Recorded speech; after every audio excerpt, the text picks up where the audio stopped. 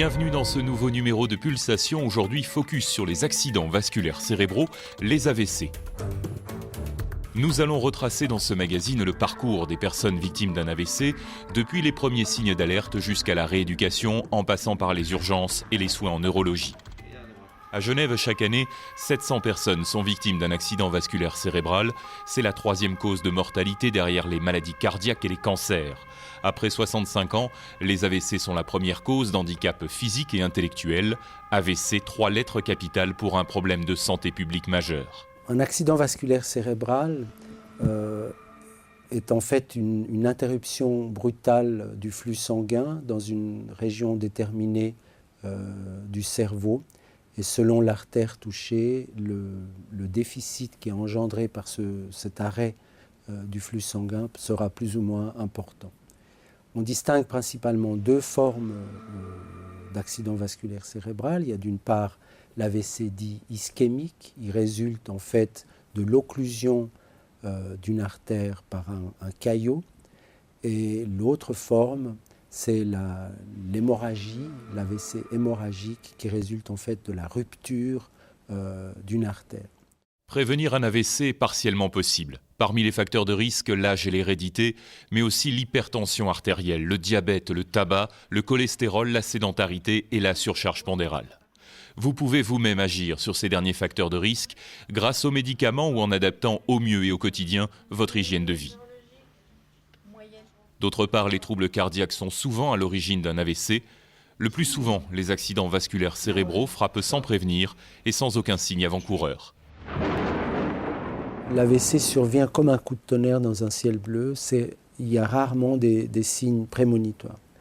Les signes d'alerte les plus fréquents que nous connaissons, tout d'abord, il y a la paralysie. Elle touche souvent que la moitié du corps, elle touche la face, en particulier là, on est frappé par une chute de la commissure de la bouche, elle touche le bras et la jambe d'un côté. Il y a les troubles de la sensibilité, ça peut être un engourdissement, du picotement, également que la moitié d'un corps.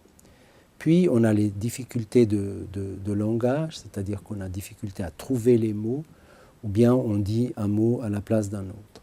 On peut avoir aussi des difficultés à articuler ces mots à tel point que l'entourage ne comprend plus le patient. Il y a aussi les troubles de la compréhension. Parfois, le patient ne comprend pas du tout les consignes, même simples, qu'on lui donne. Il y a ensuite les troubles de la vision. Ça peut être un déficit brutal de la vision d'un seul œil. Le patient voit un voile noir. Ça peut être un déficit dans un champ visuel, soit d'un côté, soit de l'autre, et ça peut être une vision double, une vision qui est dédoublée soit sur le plan vertical, soit sur le plan horizontal. On peut avoir des vertiges. Ces vertiges peuvent être soit comme des vertiges rotatoires, où le malade a l'impression d'être comme dans un carrousel, mais plus fréquemment, c'est plutôt une sensation d'ébriété ou d'être comme sur un bateau. Et enfin, il faut s'inquiéter devant des maux de tête qui peuvent être persistants parce qu'ils peuvent signer une hémorragie cérébrale. Qu'est-ce qui se passe? Je vois plus rien du tout. C'est tout noir. Priorité des priorités, dès les premiers signes d'alerte, la prise en charge du patient. Vous devez appeler immédiatement le 144 et noter l'heure des premiers symptômes. C'est à ce moment précis que le compte à rebours commence et que tout se joue pour l'avenir du patient. Le 144, bonjour. Oui, bonjour, je vous appelle parce que mon père vient de faire un malaise. Est-ce qu'il est conscient? Je sais pas trop en fait, il est un peu bizarre. D'accord, quand vous lui parlez, il vous répond? Oui, mais en fait, on ne comprend pas, il s'exprime mal, c'est pas clair et j'ai l'impression que quand je lui parle, il ne me comprend pas. D'accord. Est-ce qu'il respire normalement? Oui. Et vous savez s'il a de la peine à bouger les bras? Oui, en fait, le bras droit ne répond pas. D'accord, ok. Et puis depuis combien de temps il est comme ça? Oh, bah, ça fait juste quelques minutes, en fait, je vous ai appelé tout de suite. Eh bien, écoutez, je vais vous envoyer les secours à la maison. Vous ne le bougez pas trop et puis on arrive de suite. Hein. D'accord, merci. L'AVC est une urgence vitale, alors chaque minute compte, et plus tôt le traitement est administré, plus grandes sont les chances de récupération.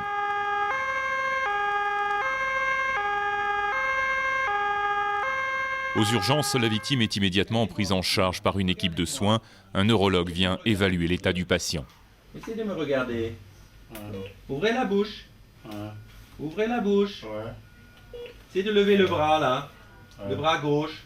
Puis direction le scanner pour confirmer le diagnostic d'AVC. Scénario numéro 1, les premiers symptômes en moins de 3 heures, c'est la configuration idéale. Une thrombolyse est pratiquée par voie intraveineuse. Le caillot de sang est alors dissous, le cerveau est à nouveau irrigué. Un examen appelé écho-doppler permet de visualiser les artères au cœur même du cerveau, en mesurant ainsi l'effet de la thrombolyse sur la dissolution du caillot. Deuxième scénario, entre 3 et 6 heures après l'apparition des symptômes, ou en cas d'échec de la thrombolyse intraveineuse, l'équipe de soins a recours à une thrombolyse par voie intra-artérielle. Scénario numéro 3, la thrombolyse est inenvisageable soit parce que plus de 6 heures ont passé depuis le début des premiers symptômes, soit parce que le patient ne remplit pas certains critères médicaux. Indépendamment de ces premiers soins, d'autres actions permettant d'améliorer favorablement le pronostic sont prises dans les premières 48 heures. Le patient est systématiquement sous haute surveillance. Pour cela, il intègre soit les soins intensifs, soit les soins intermédiaires en neurologie. Donc le scope nous permet de contrôler le rythme cardiaque du patient, la saturation en oxygène, la fréquence respiratoire et la tension artérielle du patient. La moindre modification d'un de ces paramètres peut entraîner une aggravation de l'AVC. Donc il faut surveiller et au cas où ce serait anormal, prévenir le médecin et prendre les mesures appropriées pour pallier à ces perturbations. Autre geste essentiel, le test de déglutition. Alors je vais vous donner de l'eau avec une petite seringue, puis je vais voir si ça passe bien. Parce que des fois ça passe dans les poumons, alors on n'aime pas trop, parce que ça peut faire des infections pulmonaires. Alors, je vous mets de l'eau, avalez, très bien. À cause de la lésion cérébrale, la nourriture peut aller vers les poumons plutôt que vers l'estomac. Un problème pris très au sérieux ici car pouvant entraîner de réelles complications, telles une bronchopneumonie. Une fois l'urgence passée, le patient est toujours sous haute surveillance neurologique. Les équipes de soins se doivent d'évaluer sa motricité, sa sensibilité, l'évolution de son langage, de la compréhension et de l'attention. Cette phase d'une dizaine de jours permet aussi, grâce notamment à des examens radiologiques, de déterminer la cause de l'AVC. De ce diagnostic dépendent les traitements à suivre, notamment médicamenteux, le plus souvent des anticoagulants et des antiagrégants plaquettaires qui empêchent la formation des caillots de sang. Des traitements individualisés adaptés aux différentes lésions subies. Alors, les conséquences de l'accident vasculaire cérébral sont différentes selon les patients en fonction de la localisation et de la taille de la lésion. Déjà, le cerveau droit s'occupe du côté gauche du corps et le cerveau gauche du côté droit du corps. Donc, si c'est le cerveau droit qui est touché, ça va être le côté gauche du corps qui va être paralysé, affaibli ou endormi et vice-versa.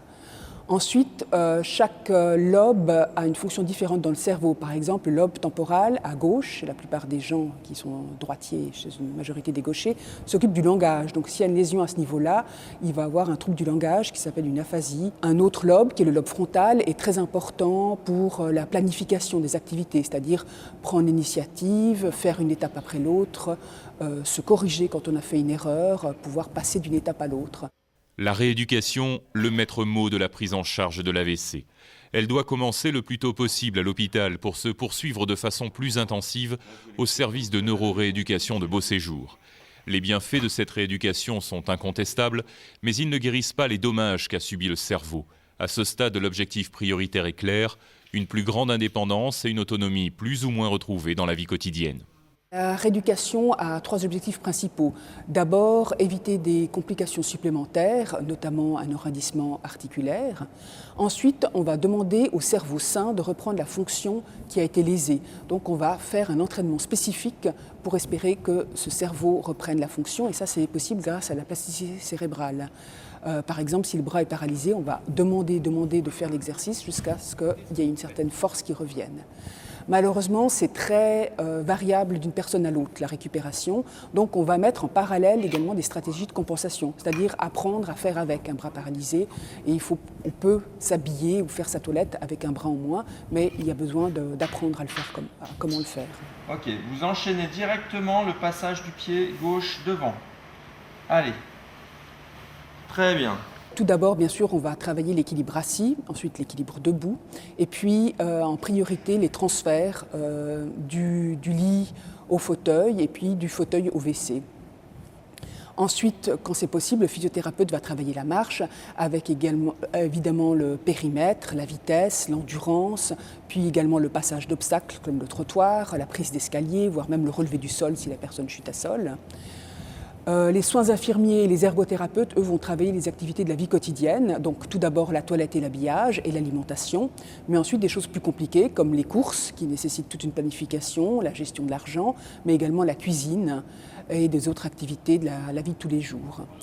Il y aura également une visite à domicile qui va être faite pour voir s'il y a des aménagements qui sont nécessaires. La logopédiste va s'occuper de la rééducation du langage, et le neuropsychologue des problèmes de mémoire, de planification ou de compensation d'une héminégligence. Après l'hospitalisation, la rééducation doit continuer pour maintenir les acquis et atteindre de nouveaux objectifs. Les progrès les plus spectaculaires sont visibles dans les premiers mois, toutefois les progrès continuent pendant près de 2 ans. Et au bout de 21 jours, en fait, je pus partir de l'hôpital et en fait rentrer à la maison et pouvoir venir donc 3 fois par semaine voir les logopédistes donc, ici en neurologie. Et donc ça a duré pendant 18 mois exactement. J'ai encore des séquelles, mais la plupart des gens ne les voient pas. Donc c'est des séquelles à moi. Je les garde pour moi. En principe, je ne dis rien. La dernière minute de ce magazine Pulsation avec ses 3 infos pratiques maintenant. Rendez-vous avec Pulsation papier, disponible dans tous les lieux de soins des Hugues. Vous retrouverez également toute l'actualité des hôpitaux universitaires de Genève sur Internet. L'adresse s'affiche sur votre écran ainsi que celle de la Fondation Arter qui soutient la médecine publique genevoise et finance les projets en faveur des patients. Le mois prochain, on change de registre avec un magazine consacré à la fibromyalgie, tout un programme.